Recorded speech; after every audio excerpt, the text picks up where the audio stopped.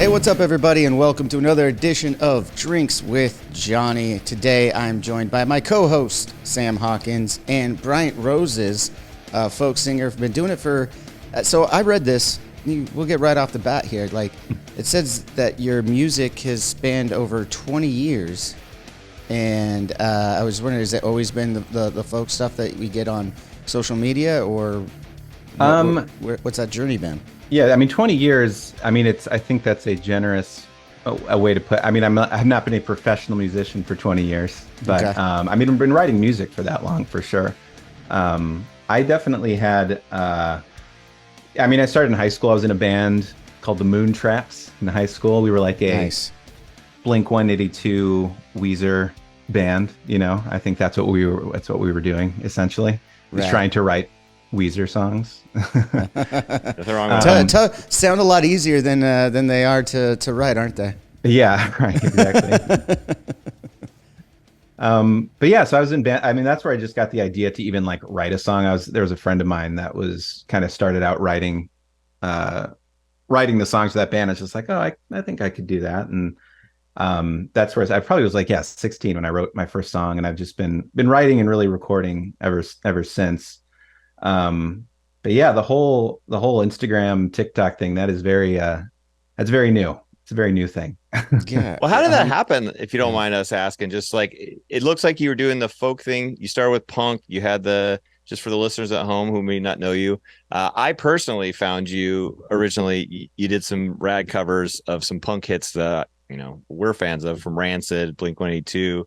Yeah, Ruby Soho cover was pretty oh my God, that thing is a good one. Spot on. Thank you. Was that just kind of a fluke? You definitely have a certain look that is pretty rad, retro look in your videos. So I don't know if maybe you could speak to a little bit about how this came to be. I guess a lot of it is kind of a fluke to some degree. I mean, so I had started out, I mean, maybe like last year. Like I was saying, I've been writing songs for like 20 years, and I'm just kind of getting to this point where I just wanted to start recording them and like officially like putting them out, you know. Really, like, I've got a couple kids. I wanted my kids to be able to have them, like that kind of thing. So I started recording and kind of made this plan to, I just wanted it to be more legit than you know, just like tinkering around with my guitar. So I started recording, and I put an album out earlier this year, and I started doing it on social media, just posting things on social media. And I mean, and I, you know, just doing the kind of the covers thing on social media, just to kind of try different things out, different songs. And I mean, the Blink 182 song was just, I think that was the first one that really took off. I did Damnit. And I was listening to, I just happened to be listening to this Willie Nelson song at the time. That I think if you listen to that Willie Nelson song next to my version, it sounds, you know, you can tell it's very influenced by Willie Nelson. But then that one just kind of blew up, and I did a few more, and you know, everyone was just kind of responding to it. And it was very cool, because I mean, I grew up with this music, and you know, everyone kind of thinks their journey is unique, like where they are, but I'm just like, oh, everyone else is kind of listening to folk music now too, that kind of, you know, grew up listening to this kind of like heavy punk rock. But yeah, everyone just responded to it in a kind of a crazy way. It's been so cool to find all these former punk rockers. That are enjoying doing mushrooms in the woods now and listening to folk music. It's like now that psilocybin is shown to help people out, they're okay with getting high and listening to folk music. So good for you, man. That's fantastic. I also appreciate real quick, Sam. I also appreciate the cover of Ruby so much, because I'm not one of the guys that went through and read the lyrics, you know, when I was listening to these bands. So like, I could actually hear what the lyrics were. Yeah. When you do it. Yeah. I mean, when I did that, I was kind of surprised by that one too, because I had also, like, other than Destination Unknown, Ruby Soho, I had no idea what was going on in that song really before. I always pretended I did. I chewed bubblegum while I was, you know, I did the old like, sing through you the can part do where it. I'm singing You can along. make it seem like you know what's going on and singing along. But yeah, I mean, I feel like I was just kind of as surprised as everyone else on that song. It's such a beautiful, tender song, you know. Have you heard Tim's cover of it and his solo project? It's like way more. It's like a reggae version. Yeah, I did listen to that one when it came up. Yeah, it's very cool. Yeah, awesome.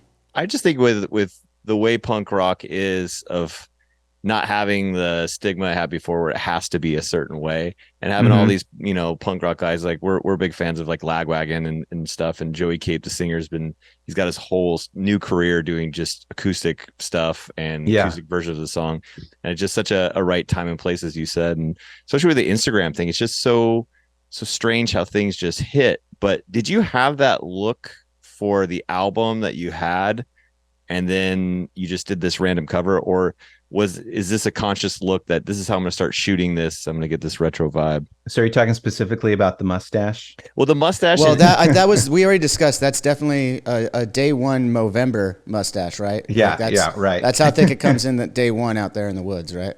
I'm jealous. Yeah, if you, this is. I think I've already blown everyone else out of the water. I shaved this morning, so that's how it goes. Damn, man. You sing folk songs, man. That's what happens. You just get fucking. I know. No, this is your house where you film. Yeah, this is my house. Yeah, you might see those things in my some of my videos there.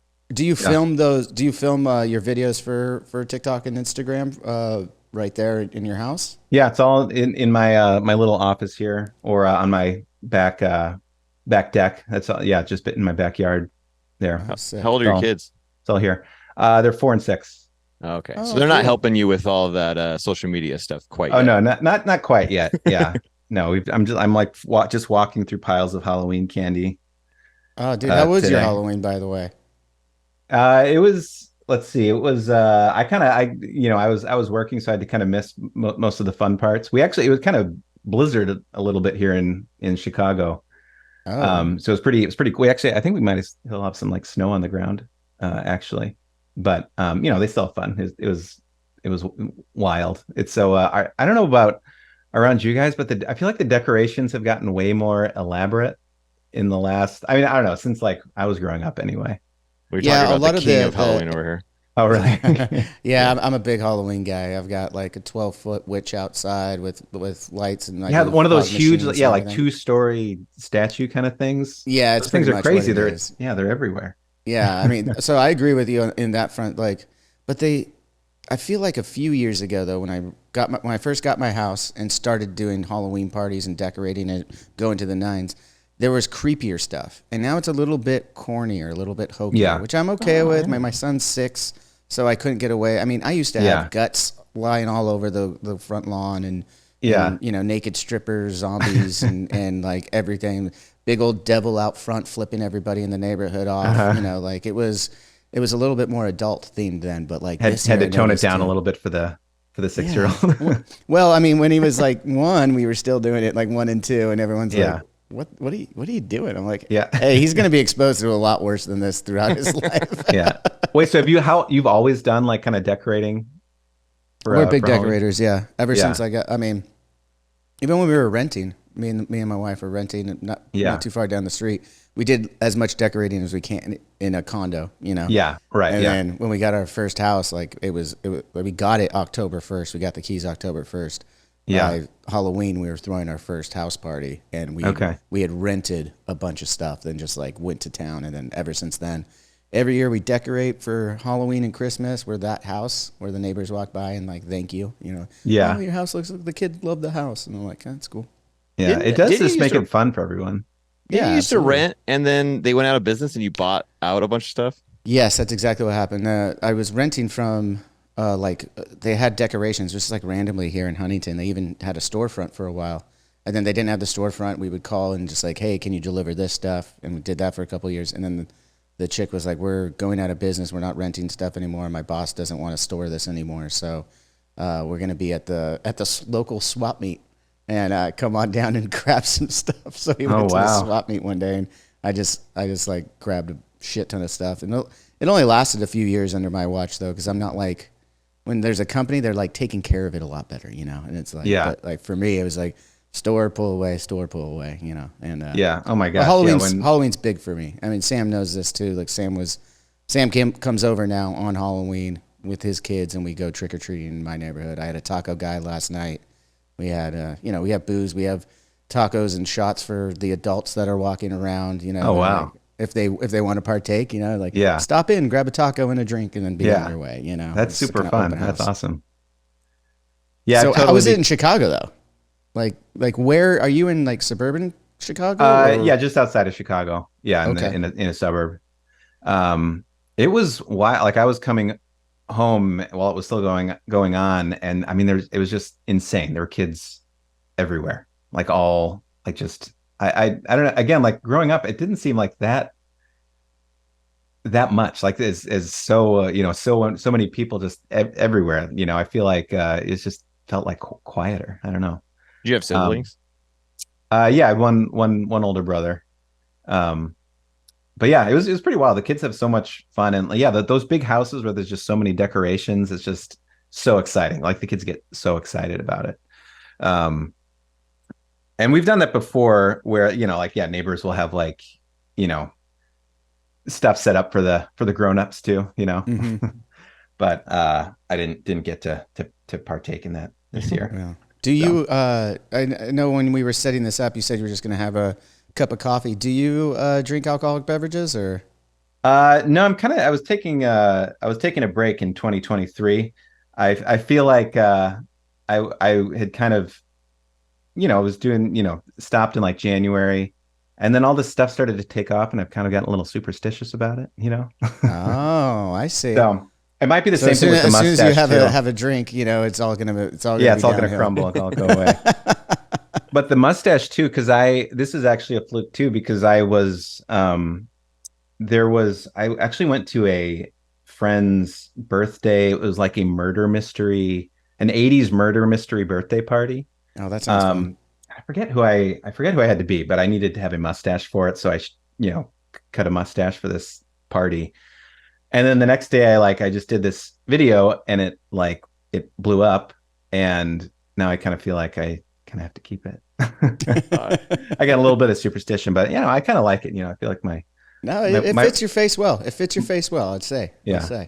My wife's been a little bit more, a little more skeptical of the mustache, but it comes and goes. I feel like with a mustache, it's easier for it to scale up and down. She don't like the tickler? Come on, man.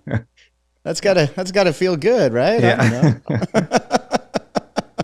I'm jealous. My wife, I literally just grew a beard because I was Nicolas Cage from Con Air, and I barely grew it out, and she's just like, get rid of that thing. Yeah. Like, come on. Oh, but she likes that little dirty thing on your chin, does she? Well, it doesn't tickle. It doesn't rub her. When we would give her a kiss, she doesn't like it. Man, Nicolas Cage from Con Air. That's a great. That you were just that for Halloween this year? Yeah. So Johnny has a party, and it's like the best party in the last 2 years. He's been leaving us hanging. Hey, it's not just me working and stuff like that. I guess I'll give you a pass. Yeah, but no, but this year I really want to be Nicolas Cage from Con Air for some reason, even on Halloween, because usually if it's Halloween we don't dress up, we just let the kids do their thing. But yeah, it was a lot of fun. So I'm a huge Nicolas Cage fan. So yeah, yeah, he's really made a resurgence, hasn't he? Right? He never really went anywhere. If you talk to Sam, he never went anywhere. Yeah, he never went away. Yeah, I did hear something kind of funny about somebody else was talking about it. Maybe it was on another podcast or something I was listening to. I don't really remember, but something along the lines of they were making a joke or alluding to, and it didn't seem too far fetched that he does his big movies where he gets his big paydays, he puts that money away, and then on all these other ones that he just does like all these crazy roles that like looks like he's kind of phoning it in some way is all just like day-to-day money that he actually spends. Yeah.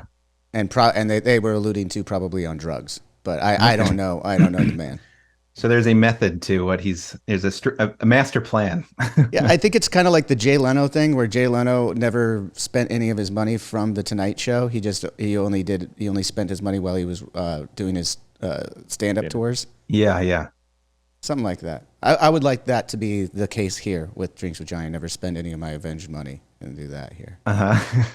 We'll get there. That'll probably never happen. Well, I was sending you. We haven't talked about this, but his son is putting out music now. Did you see that, Bryant? Oh no, I didn't. Yeah, he's doing some like EDM metal thing, and it's really funny because you listen to his son talk, and he sounds exactly like Nicolas Cage, but he does. He But he sounds like looks what about when he sings? singing not so much, but his vibe is very. I what we want do a in the Nick shadows. Cage fucking accent on a singer, man. Like, Yeah. Wait, so that's your 6-year-old that's doing this? no. He's talking about Nick Cage's son. Oh, Nick Cage's son. Yeah, Okay, yeah, I'm sorry. Yeah. I was like, no. My like, son's wow. not doing it. He makes some songs. He dances around the house and makes some songs, but he ain't recording nothing. Okay. Nicolas Cage's son. Yeah. So I don't know. And I was thinking about you the other day too. Did you guys see that Blink-182 performed at a Denny's? I did see that. I heard about that. I didn't see it, but I heard about it. That's pretty cool. Yeah, it's the same director of White Reaper that we had talked about. Apparently directed that. That was his little baby. What was his name? He DM'd me after. Brandon Mears. Gosh, I'm drawing a blank. I should look it up. Look it up while we ask Bryant here another question. Yeah, he's got it. That's cool. I feel like Green Day just did something. Green Day just played some small club.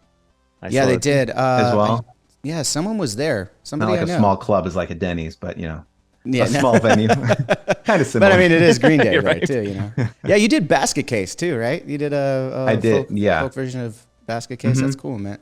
How do you pick these songs, by the way? Like, what is it? Just songs that you love, or is there a specific reason? Well, Basket Case. So Damnit was the first one that kind of took off, and I was kind of freaking out about it. Like, I'm like, I don't know what do I do? And I called my friend Dan, and I was like, what do I do? And he said, I don't know, Basket Case. So I don't know. That was just his recommendation, is just like, do another one. I'm just like, oh, okay. But yeah, so I mean, both of those songs were just I don't know. I mean, those are just songs that are just ingrained in my brain. I've listened to them a million times. And I mean, it's been tough. I feel like it needs to be songs that I just know so well that I can kind of toy around with it a little bit, because a ton of people have made requests for certain ones, and I've tried to, get into some new things, but it just turns out in a very different way, versus one that is just, baked in my muscle memory of a song, Yeah. Because I mean, you're never gonna listen to a song again that you grew up with that like really shaped you when you were like a teenager, right? I still go back to those songs. Every once in a while, I go back to. I have full days where I'm just like, what do I want to listen to?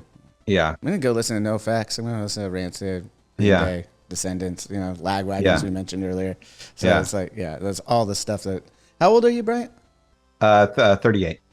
Oh, okay, we're the same age. Okay, so like that's where it's all coming from too. I got you. Yeah, I got you. Yeah, it's just that same time. Yeah, it's so. I mean, because I honestly like don't listen to those regularly anymore, but have been kind of revisiting them again. And it's been very cool to do that with my wife, because she grew up listening to the same music also, but we were both kind of into different music by the time we like met. So we've been able to like listen to it again together in a new way. So that's been very fun to like have these kind of memories together with her, in like kind of a new kind of way.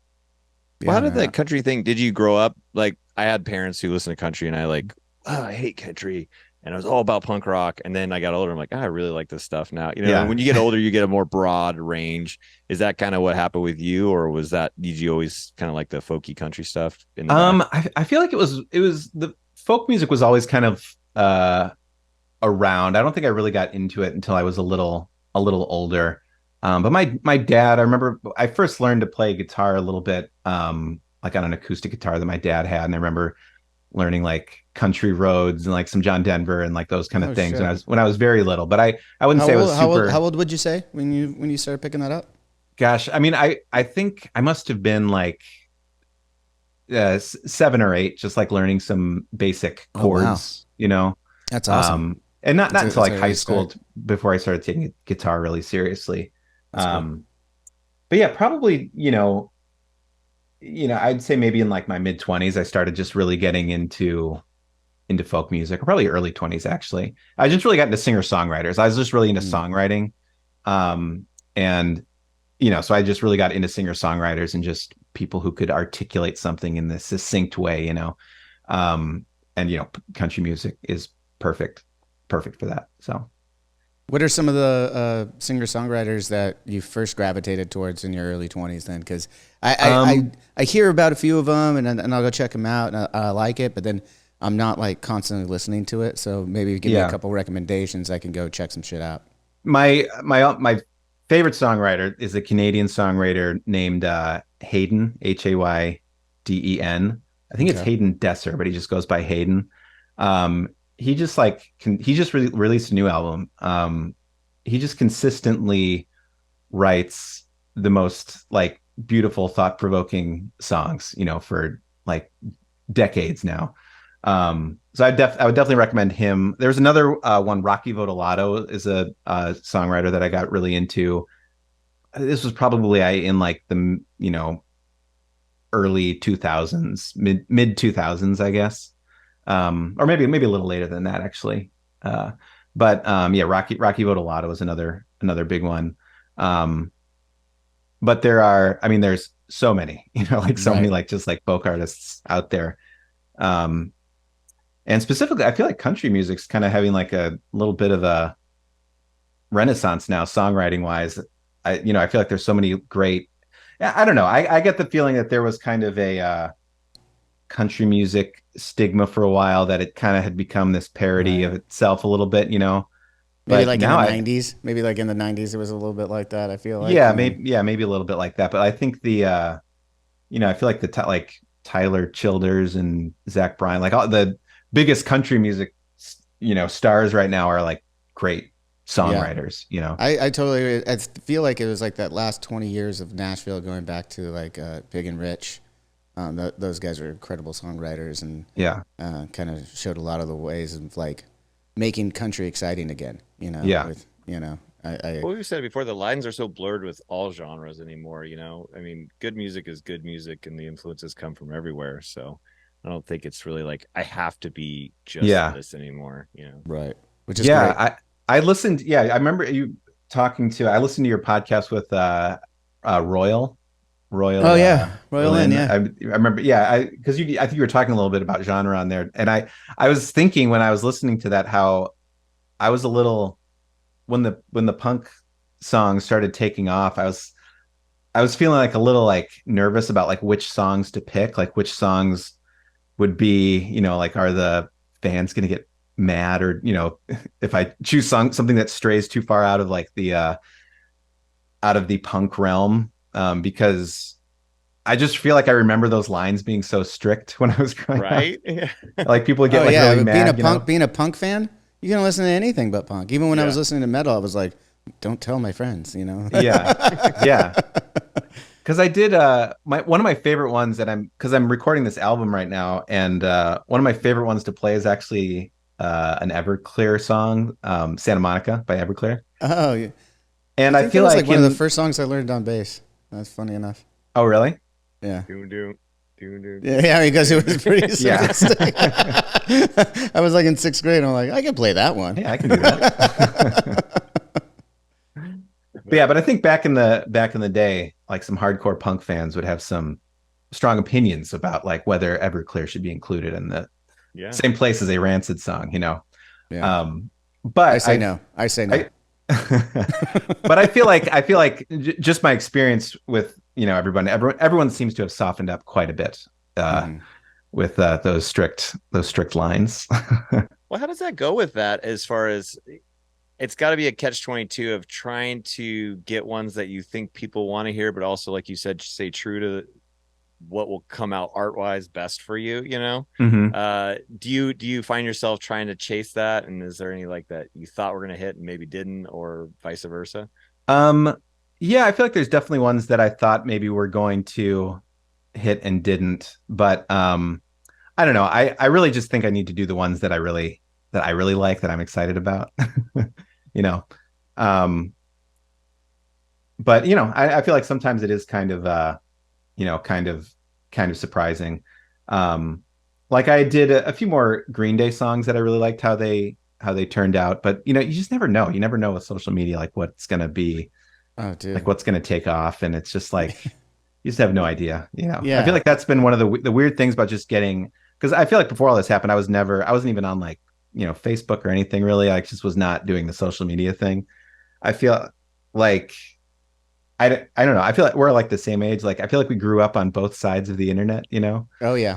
where it's like, you know, it may have been like the Middle Ages in some ways, like when we grew up, In compared to what it is comparison, now, like yeah. technology wise. You know, Oh, absolutely, man. I still laugh when I see all the memes about like the 80s and 90s, and they're like, "Can you believe they used to have a phone that didn't have call waiting and fucking, Right, yeah. they used to Yeah. get busy signals, and you know, and Yeah. everyone in the house is fighting over the phone with a cord, by the way. You got the long phone line so that you could be in another room still talking. Yeah. Yeah, man, it's wild. And then to think of where everything is now, and you got artists like yourself and some others that are utilizing the social media tool to get their voices heard, which is fucking, that part of it is awesome. Now the other part of it where everyone's just arguing, just being shitheads, that part sucks, but you know. Yeah, it's definitely a mixed bag, to say the least. The whole thing. It's very, I don't know, because when I started putting stuff out there, I mean, it was just kind of like, you know, it's just kind of like a little confusing at first. You kind of think, you maybe like think about it too much, you know, but then you just realize that, you know, most people are seeing each one for like 2 seconds and then scrolling away, you know. Right. So the stakes, I feel like the stakes aren't as high as it can feel like it is in your own head sometimes. Oh, dude, that's the addiction part of it though for a lot of people, because it is that is where their voice is, you know, and they do take it so seriously. And I understand exactly what you're saying too, because when I didn't start getting social media until we started doing this podcast, and then I was like, oh, well, I should probably start that. And at first I was each post that I did, it had to be something funny or something like something worthy, you know. And now I'm just like, I don't even post that much on my own personal one. Yeah.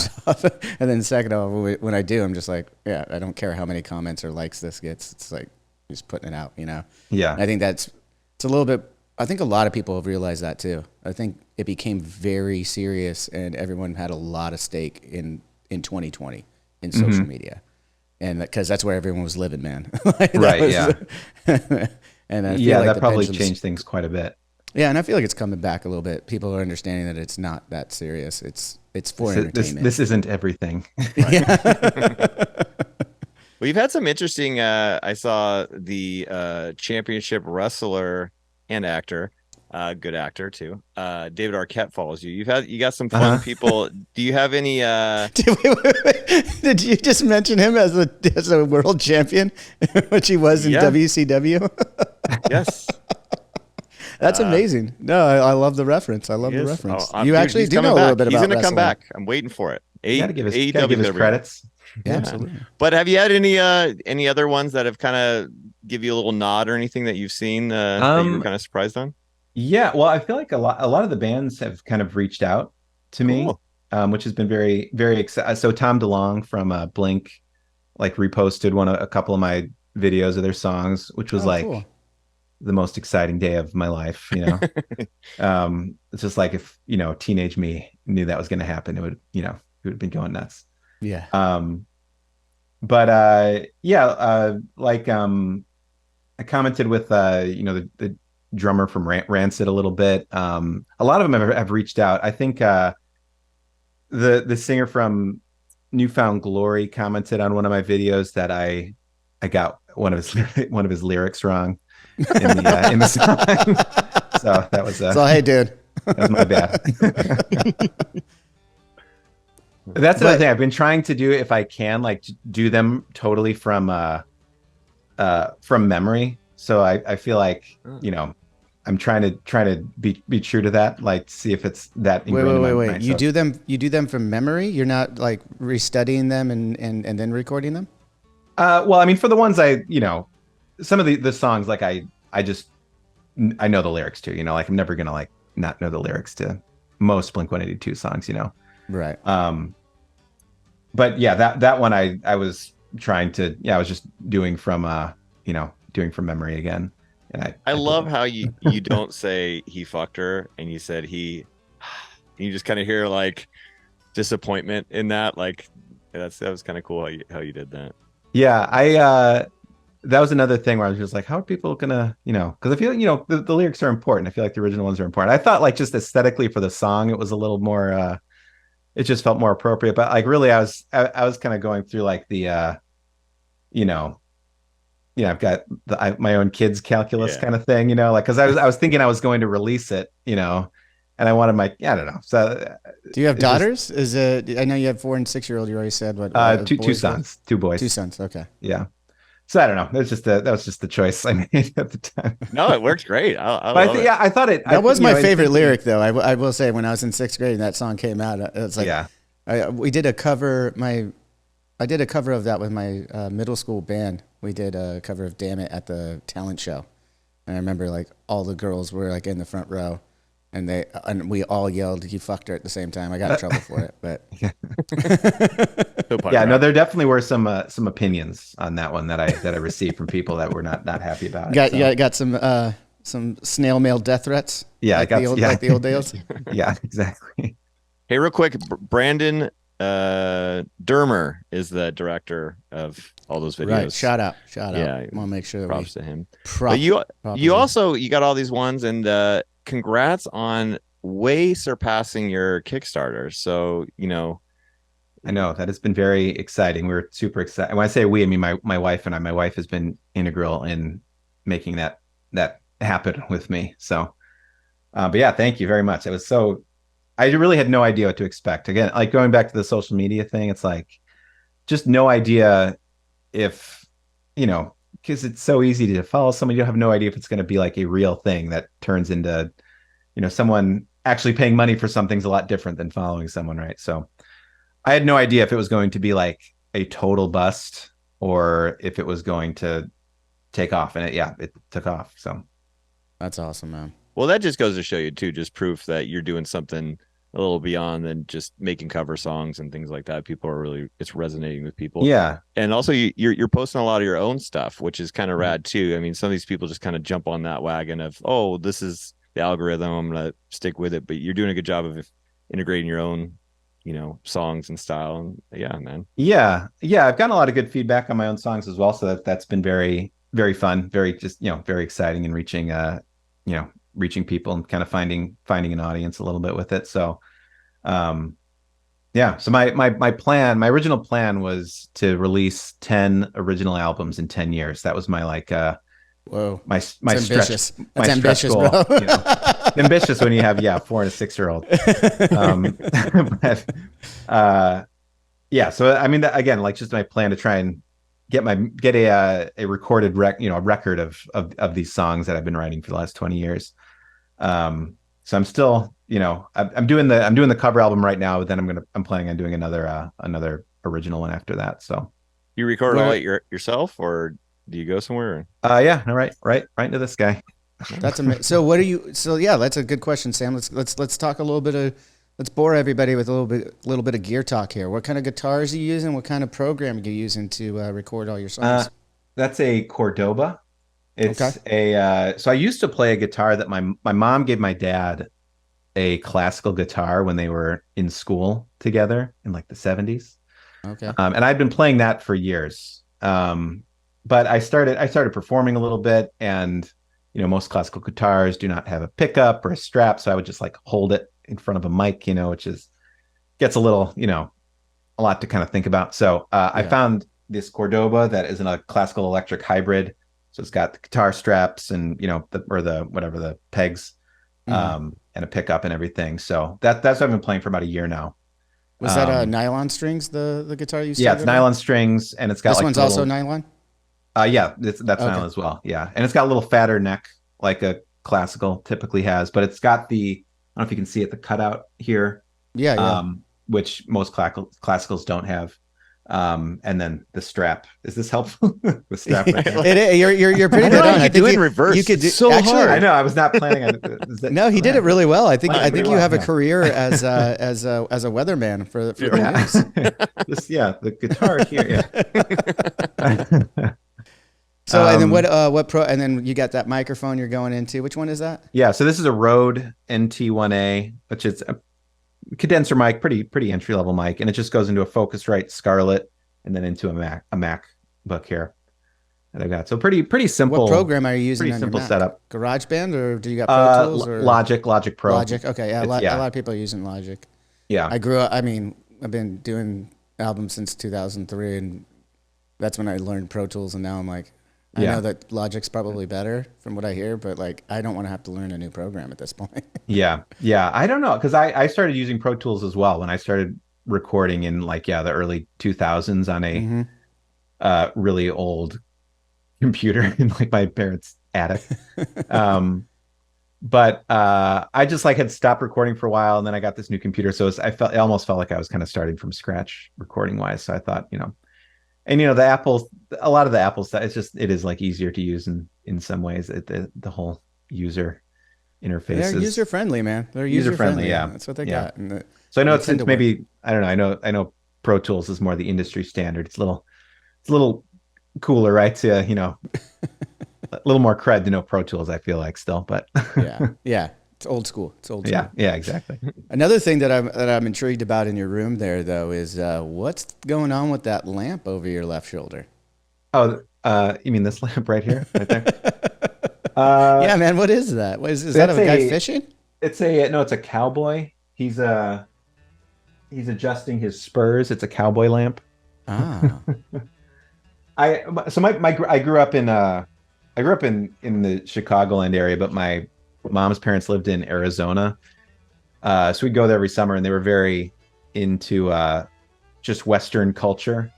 So I feel like that's been a aesthetically ingrained in me to really like it. I got some more of these jean Zench. I don't think these are actually jean Zenches, but these are like some little cowboy figures that I've accumulated from there as well. But I don't know. I kind of like Western decor. Do you like Western as a genre of movie? I've never really actually gotten into Westerns. I've seen some of like the newer. I feel like there's been some cool new gritty Westerns, but I've never really gotten into the classical Western genre. Yeah, I did a little bit of classical. I mean, Good, Bad, and the Ugly. Clint Eastwood stuff was pretty cool back in the day, and then. Yeah, I'm the biggest fan of Tombstone. I've said it a million times on this podcast. It's like one of my favorite movies of all time. And there has been a couple months. Pretend to Yuma was pretty good. The remake of that one was good. I don't know why they don't make more Western movies. Like, I know that our parents, that was like the huge thing, Westerns back in the day, but they don't come around as much. I mean, I'm on board every time I see them, but I don't know. I think once they made Blazing Saddles, they were like, we can't get any better than this. Yeah. Like, and you can't make it again. So. You definitely cannot make it again. Well, I feel like there were a few recent. I feel like the newer ones are a little bit. I mean, they're very different than the old ones. Right. I feel like there's like, they kind of don't seem exactly the same as like what a classical Western movie would be, right? Like, I feel like the Coen brothers do, movies that might kind of fall into like new, like neo-Western kind of for sure things, or where's that movie? The Hateful Eight was amazing. Yeah. Hell or High Water, that was another one that came out. I like the Mandalorian. Well, it's Star Wars. It felt like an old Western. How did you just jump to Star Wars when we were talking about Western? Well, that's films? what people talked about. The way that Jon Favreau looked at it was like an old Western. It's more like a guy comes into town, he's gonna clean up the place, and if you come into it with that, I can see that. Yeah, I can see that. I feel like that's what they are now. I feel like they're kind of, I feel like the old classical Western genre is so. It's just there's just so much of it that I feel like they're kind of doing twists and mashups of it a little bit.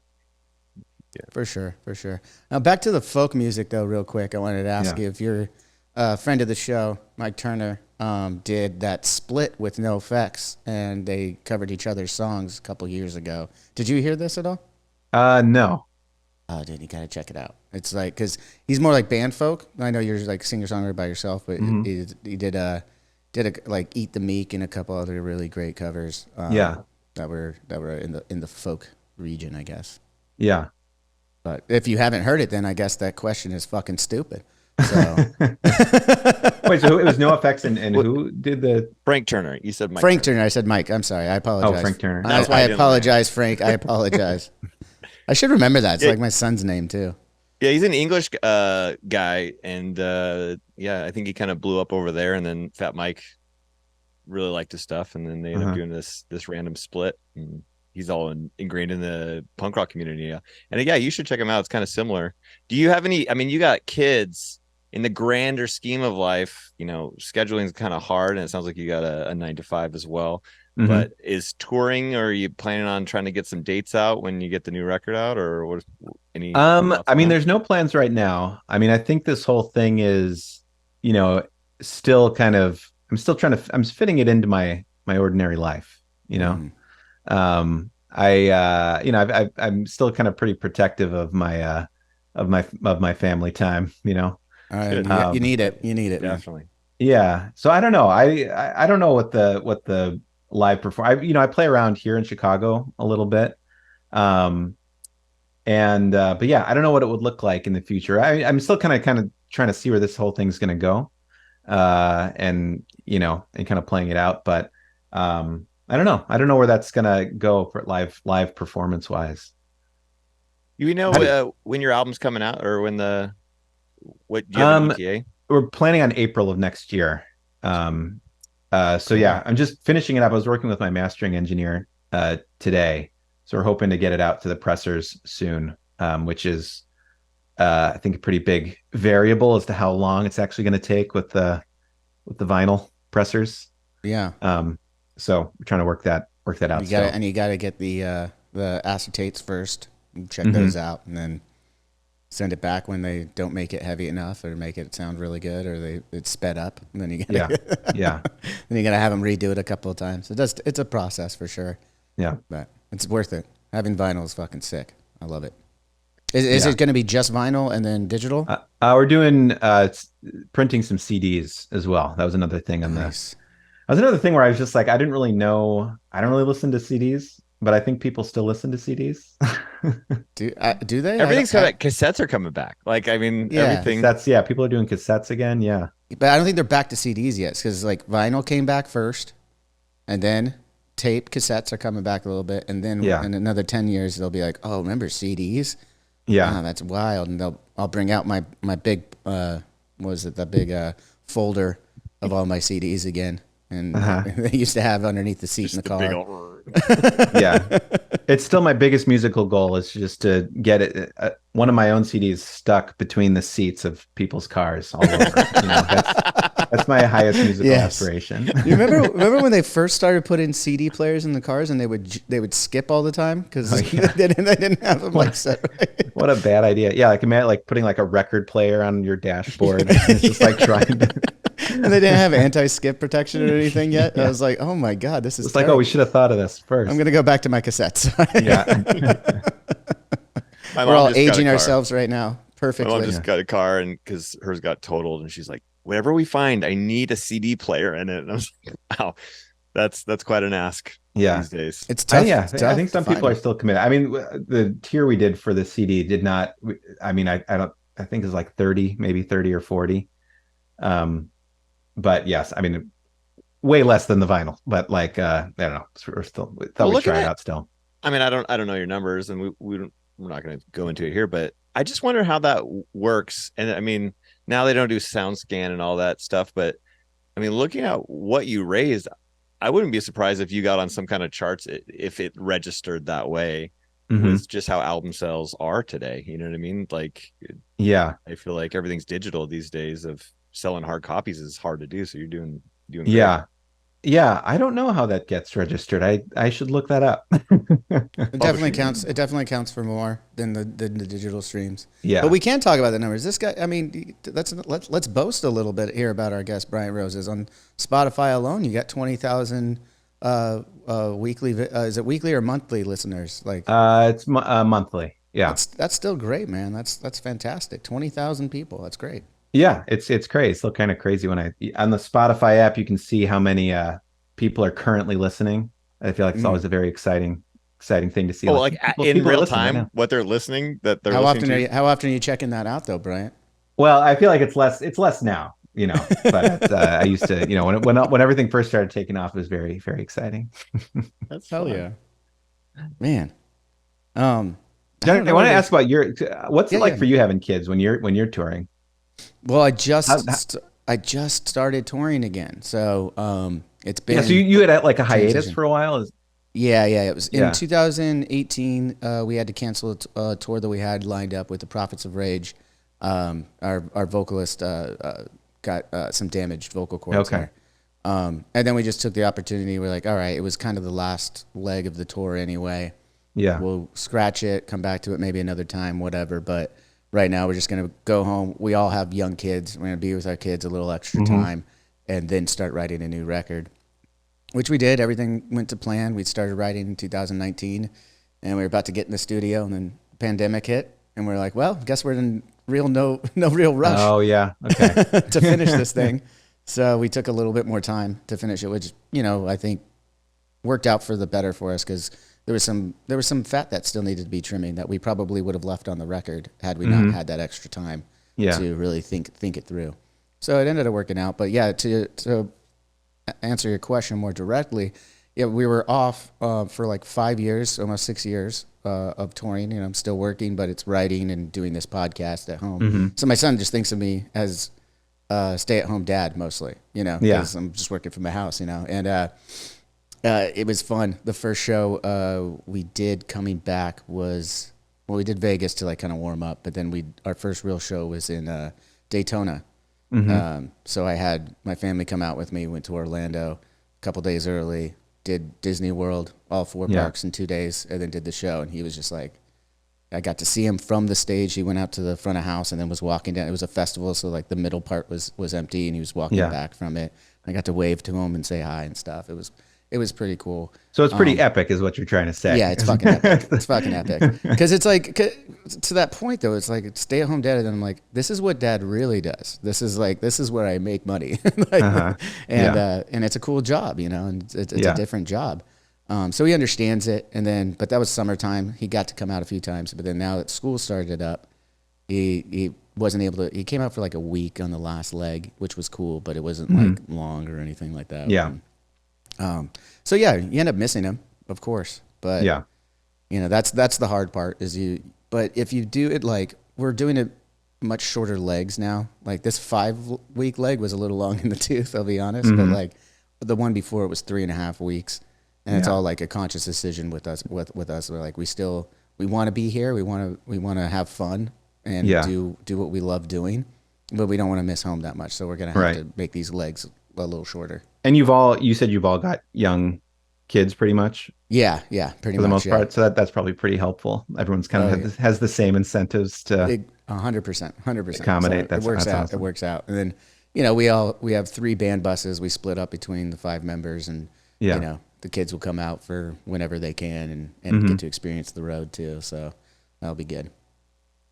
Yeah, I watched your Madison Square Garden show from last year. It was like that's insane. What was that?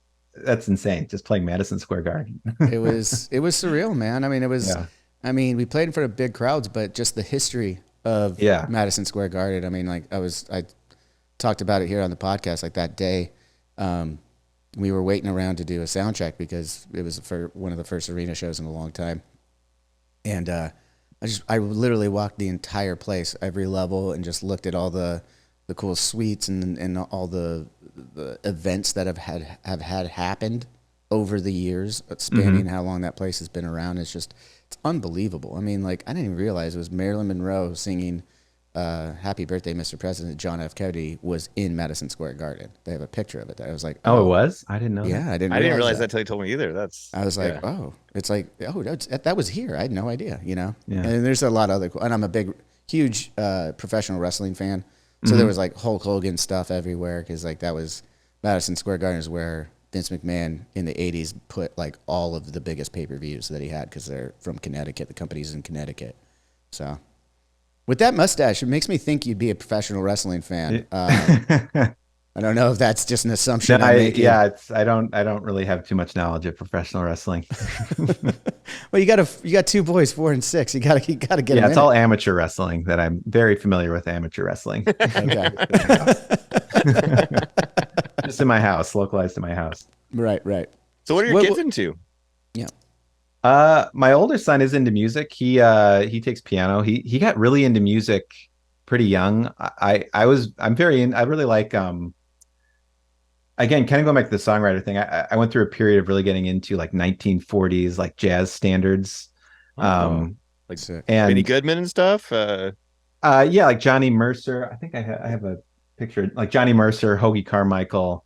People that were writing just these songs with such intricate chord progressions, but then lyrically, I feel like everything just tied together so beautifully. But then, but my son, so that era, I feel like I really love that like 1940s music. So I was when he was young, we would listen to like the Glenn Miller Orchestra, and he got super hard into the Glenn Miller Orchestra. Really? And he would play like this little like saxophone, like on the this little just toy instrument. So he got super super into that. And so it's kind of kids' interests just totally go up and down all the time. So he's kind of gone up and down throughout it, but he's taken piano lessons, and he's written a few like songs on the piano. He's written songs. He's 6. Wow. Yeah, Frankie, you're slacking, bro. When you watch this later, you're slacking. Yeah, he's written a few like really cool songs. We've recorded a few of them. I've thought about like I feel like the whole social media thing in my kit. I feel like that's something I've still not quite sure like how much I want to put them on. Yeah, I think you kind of have to wait until they're ready. That's just my opinion, but yeah, because he wrote these few things, we recorded them. I kind of wanted to share them a little bit, but I don't know. I haven't really done that yet. Well, he's got to grow a mustache and sit on the same balcony. And that's what I told him. It's just like, put a fake mustache on him and post that shit. Yeah. Yeah, exactly. Well, you did point out that like the fluctuation in kids' interests at that young age too. So, I mean, as we were talking about Halloween just passing, like yeah, if you want to know how fast their shit changes, just ask them for a couple months leading up what they want to be for Halloween. And oh yeah, for sure. Yeah, like dinosaurs. That my older son also like got into dinosaurs, like insane. Like he just knew all these dinosaur names that I never even heard of. And then all of a sudden it was just gone, like the one day. It seems like it happened overnight where it's just like, no, I don't care about dinosaurs. Same, dude. It was like the first words he was learning was like all these different dinosaur names. I was like, yeah. And he could say them like properly. And I was like, what yeah. the hell? Pachycephalosaurus. Like, yeah. I don't know. I never knew that one growing up. That wasn't in Jurassic Park. I don't know that one. I know. I just knew the classics. Give me your Triceratops. Come on. Fun stuff though, man. Back to the booze though. Hey, good on you for staying true to it so far and your superstition there. Were you in sports actually? Let's pivot that one real quick because a lot of times the superstition comes from like when you're a student athlete. No, never really been into sports too much. I played football in high school, which most people who know me now think that's really, really weird. But yeah, I did football and I played track a little bit, but yeah, I think I do. I'm kind of engaged in sport. I like coach soccer now, which I know nothing about soccer. But I'm now the coach. I'm in charge. That's how that's how it goes. Are you always even killed like this? Am I always? Or do you get kind of into it a little more of like, does your temperament? It's like 4 to 6. So I feel like you don't want to get too, there's not too much like fighting amongst the coaches quite yet. It's not too, we're mostly trying to get them to go in the right direction. Yeah. Is the main, that's the main coaching point. Absolutely. Throughout the games, we always like get everyone to raise their hand and then point in the direction of the goal that we're going towards. Yep. So that's my son's been in soccer since he was 4 as well, so I know that really very well. Yeah.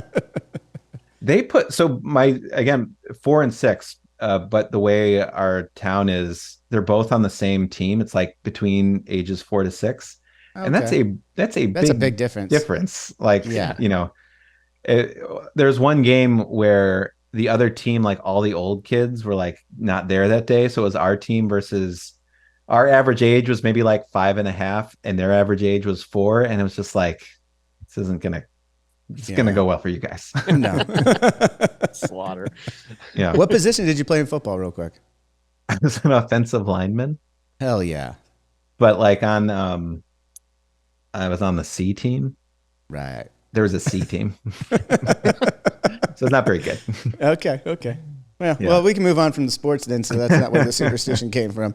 I mean, again, what prompted you to stop drinking? Did you feel like you were drinking too much at a point, or was it just like, eh?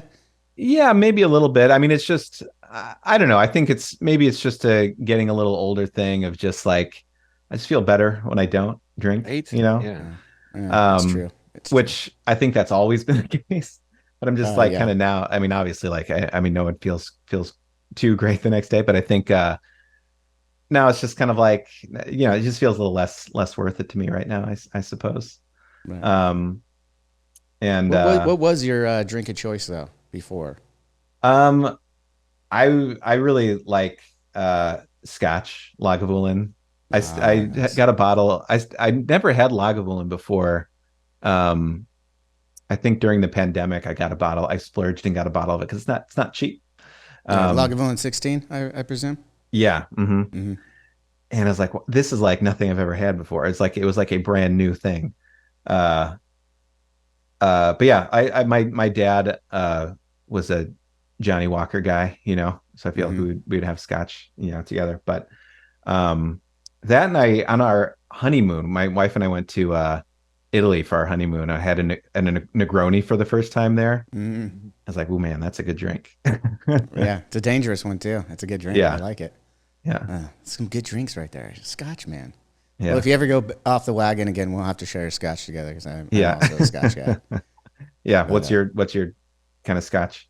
Well, I do like the Lagavulin 16. Some of my favorites. I prefer the stuff like that's peatier like that from Isla, island off of Scotland there. Ardbeg, Lefroy, Brooklotic, all those heavy peat scotches are kind of my jam. Yeah. There was one that was in Highland that had a decent amount of peat, and it was my very favorite bottle, and they stopped making it. It was Deanston 30 year. It was a $250 bottle, but I can't find it anywhere anymore, and it makes me really sad because it was like the best scotch I'd ever had in my life. What's it called?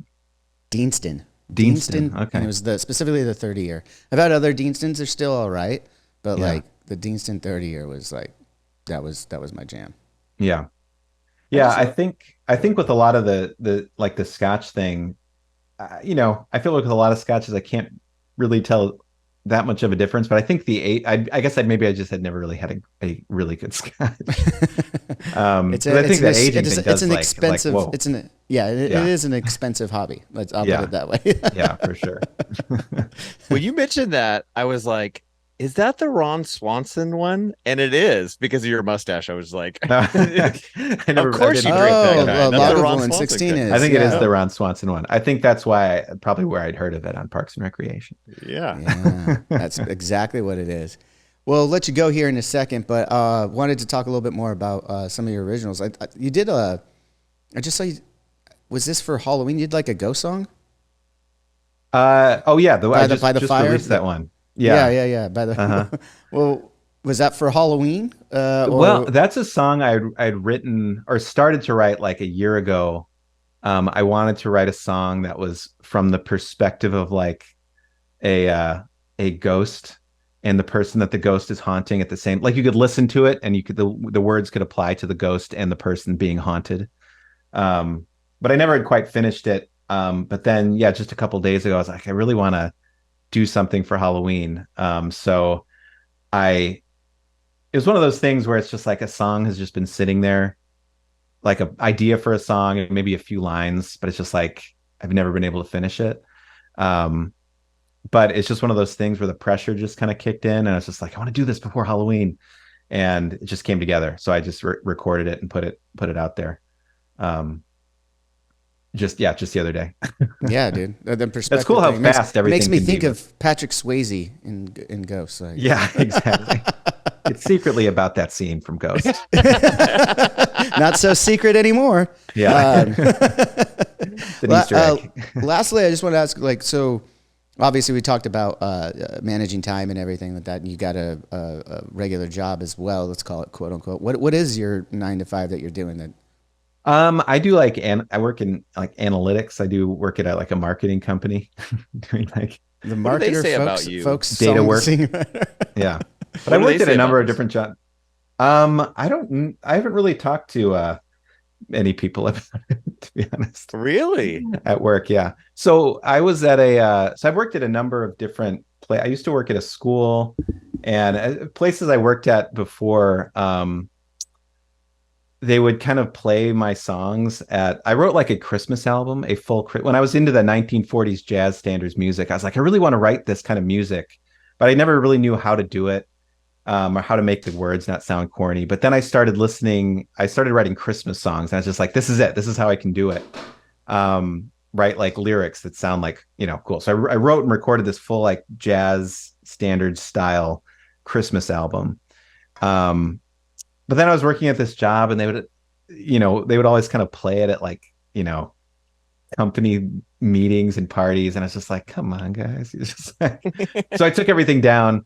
And then when where I'm working now, I decided not to like really, reveal too much about just kind of keeping those worlds separate a little bit. I think they got an idea though when they see that mustache. They're like, that guy's got something on the side that something's going on. Although I feel like mustaches, I've seen quite a few mustaches around work. So I think it's kind of so weird. I think it's a bigger thing.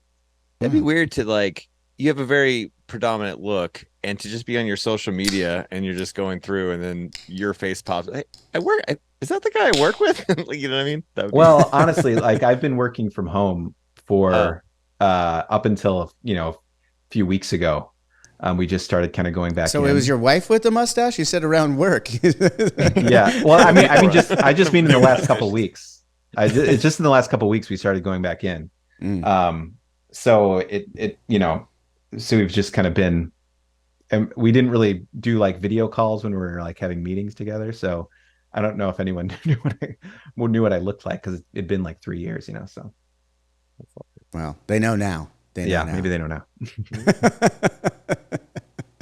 Well, man, thank you so much for being here today. Really appreciate the time getting to know you, man.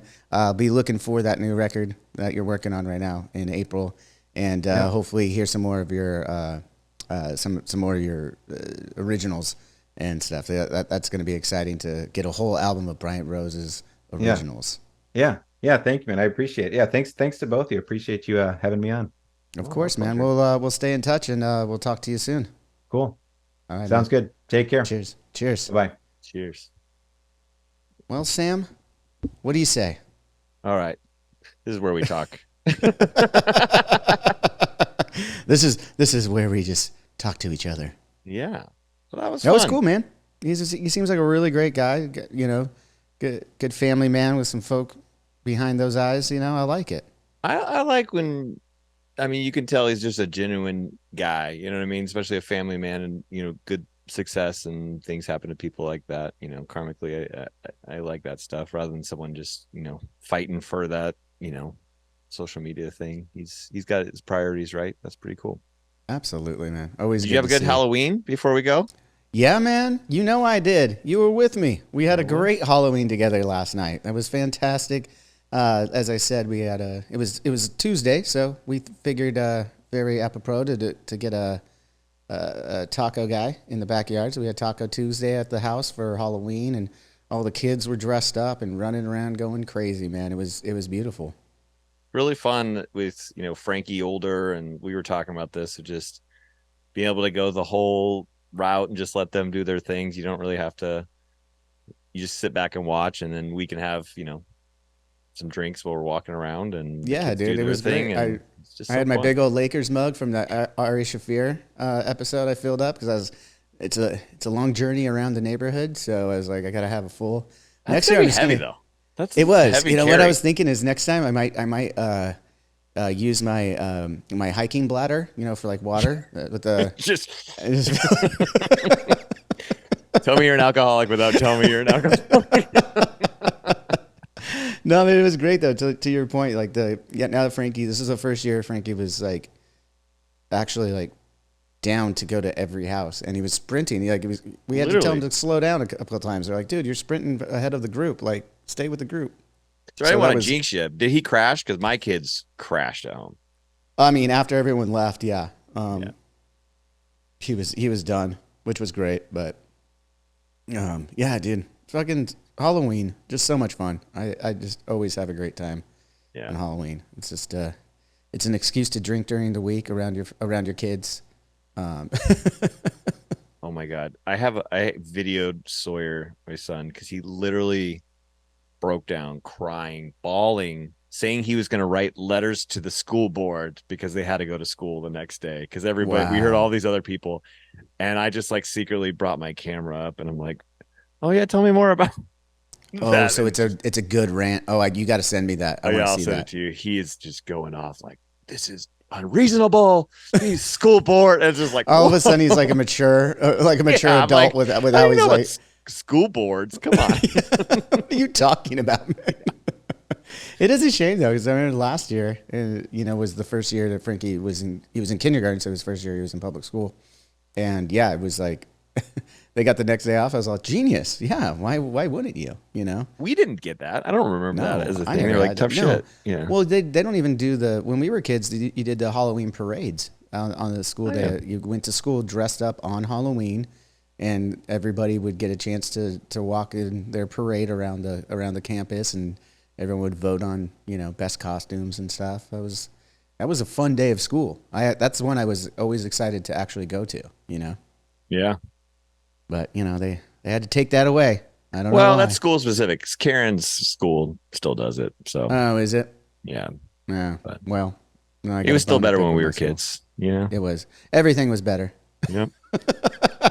Kids today taking our Ninja Turtles and all of our stuff, just ruining it, making Bebop and Rocksteady good guys. What the fuck? So you say that, I watched that movie afterwards, and I didn't think they didn't make them that good of guys. They're fighting against the ultimate villain. That's true. What are you drinking right there? Oh, you know what I'm drinking, buddy boy. Electric Melonade from our seltzer, our Drinks with Johnny seltzer made by Four Sons here. It's fantastic. It's such a good, mellow, refreshing drink. I have to say they nailed it, and I could say that because it's not like I was in there making the batch. I just said what flavors I wanted, and they nailed it right off the bat. And I think it's a fucking fantastic drink. I'm not even a watermelon fan, and I really enjoy it. It's refreshing. Yeah, we're gonna have to follow up with Craft Shack and see if we could start sending these some states. Yeah. And maybe do a live podcast over there or something. We were talking about that. We got to do that still too. Yeah. Lots in the works. Lots in the works. Lots and lots of stuff coming to you guys here from Drinks with Johnny.